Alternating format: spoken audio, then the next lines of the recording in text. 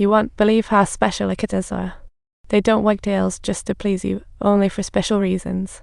Simple, yet profound. Back then, the professor ignored it.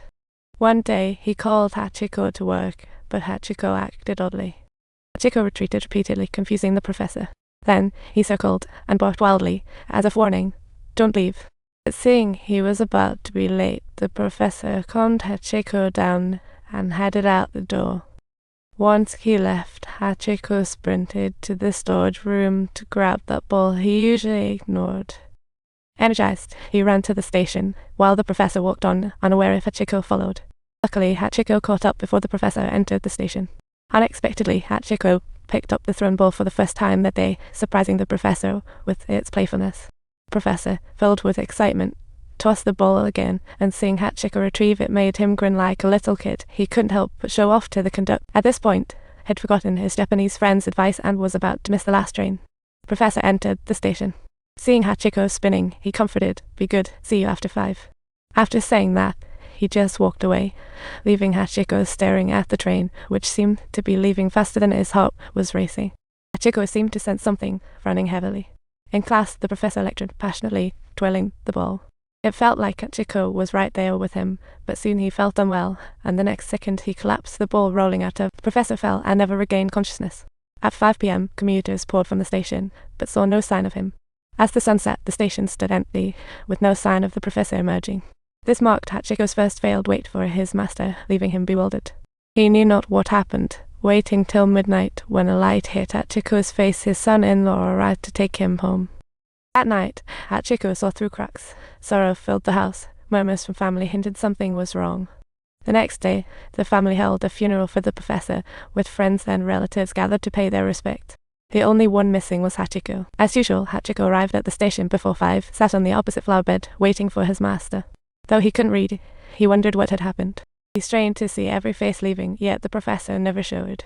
As the last night train departed, Hachiko remained on the flower bed.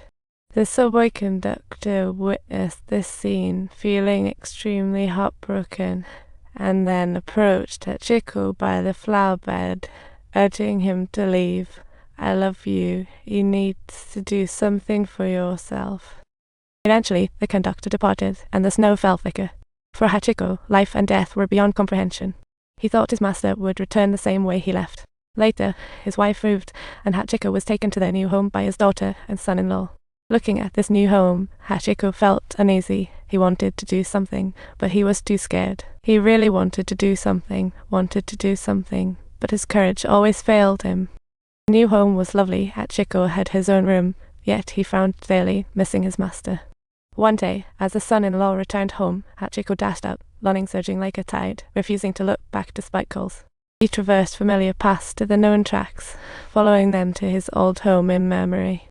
But inside, everything had changed, and the strange faces made him realize he could never return to the past. He returned to the station where he first met the professor, disregarding the startled glances from passers-by, and sat down once again on the flower bed up. The uncle, who once saw Hachiko as a trouble, was moved by its loyalty and started feeding it warm food. Shortly after, Hachiko's daughter and son-in-law found him at the station, and after some persuasion, Hachiko got into the car with them. However, after he went back home, he remained in a gloomy mood and felt downcast throughout the entire day. No matter how his daughter attempted to console him and lift his spirits, he just couldn't be cheered up. Suddenly, the sound of a train whistling caught his attention. Hachiko returned to the station without hesitation, igniting romance there, and then began his long wait in the flower bed. For him, waiting wasn't a torment, but a happiness, as he hoped every person coming through the door would be his master. He waited on the flower bed, filled with hope for his master's return, eagerly anticipating the sight of Hachiko was full of anticipation for his master, wagging his tail excitedly. The professor had a good relationship with the neighbors. Thankfully, he needn't worry about food. Had run to the station early and see the uncle leave late at night. Soon, Hachiko's heartwarming story gained widespread attention, prompting people from all walks of life to send him food and donations. The station manager became Hachiko's guardian, and later, The professor's Japanese friend saw the news. They traveled from afar to visit Hachiko and emotionally expressed, "I can feel Hachiko's loyalty, so I understand how you feel." But Hachiko wouldn't return. They said, "If you want to wait here, then wait here, it's all right. But what about you?" They didn't try to convince Hachiko to give up. Because in a dog's world, Hachiko's life was just beginning. His only way to carry on was to steadfastly wait here. From then on, Hachiko continued waiting on the flower bed from spring through to the bitter winter. He waited 10 years at the station. Only death could halt his love declaration for his master.